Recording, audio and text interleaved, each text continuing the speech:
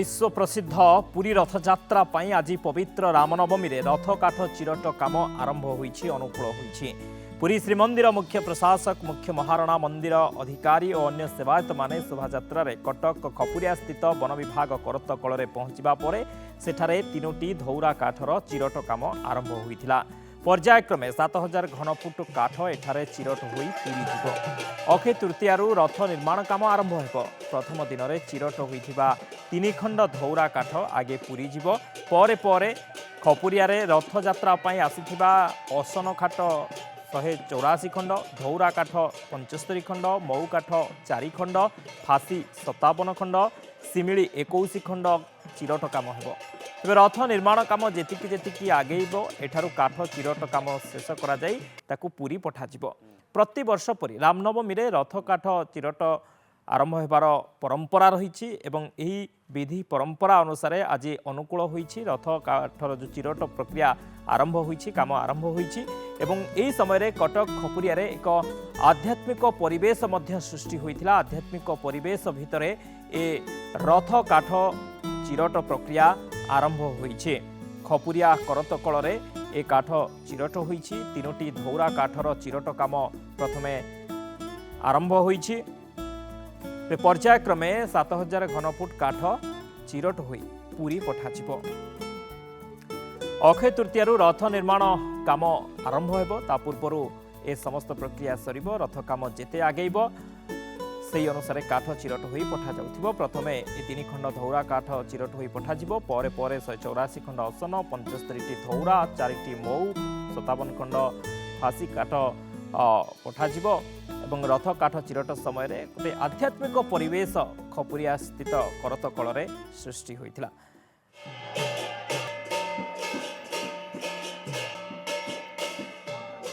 आध्यात्मिक परिवेश भितर आज रथ काठ चिरटर आरंभ होईछि। खपुरिया करत कଳରେ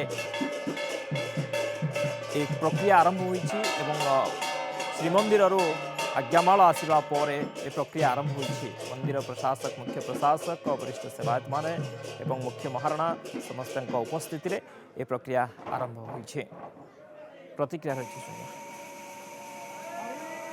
चलित वर्षर घोषयात्रार प्रस्तुति प्रक्रिया आरंभ हो जाइछि। बसंत पंचमी दिन रथ काठ को आमे पूजा करथिले एवं आज श्रीराम नवमी अवसर रे आज रथ काठ चिरट कटक स्थित खपुरिया समिल रे हेछि। तेणु आमे निजको धन्य मन करछु एवं महाप्रभुଙ୍କର आशीर्वाद समस्त रहो यह कामना करछु। जो रथ निर्माण सहित संपृक्त सेवायत भाई माने आछंती एवं श्रीमंदिररू मध्य आमे तांकर महाप्रभुଙ୍କର श्रीजू मानकर आज्ञा नेकरी आसीछु एवं आज पूजार्चना परे ही रथ काठ चिरट प्रक्रिया आरंभ होइछि। हाँ, नवमी रे आज महाप्रभुଙ୍କର आज्ञामाला आछि।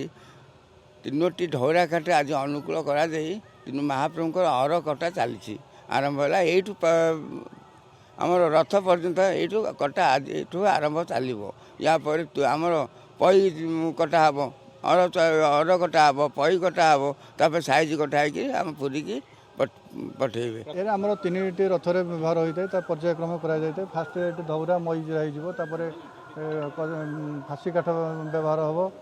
तापर पर्यायक्रम जो तांकर अछि हमर ठाकुरंकर नीति नियम अनुसार जो समय जो काठ दरकार तांकर सेटू आदेश आसो से अनुसार आम ये चिरट कर देव। मोट आसीज 7000 सेफ्टी पाखापाखि आनुमानिक प्रति वर्ष लगे। पर्यंत आम पाखक आसीगला 2000-2500 सेफ्टी काठ आसीगला। परवर्ती पर्यायर काठ आसिक चिरा हम। अजय दास कटक रिपोर्टर आम सहित जोड़ी होती अधिक अपडेट नवा आलोचना करवा। अजय, रथ काठ चिरट प्रक्रिया आज आरंभ होईछि। रामनवमी रे ए प्रक्रिया आरंभ होबार विधि रही थाए एवं किभली परिवेश थिला जेतबळे ए प्रक्रिया होइथिला एवं केते खंड काठ एठारे चिरट करा जिवो कोन पूरा सूचना रहुछि?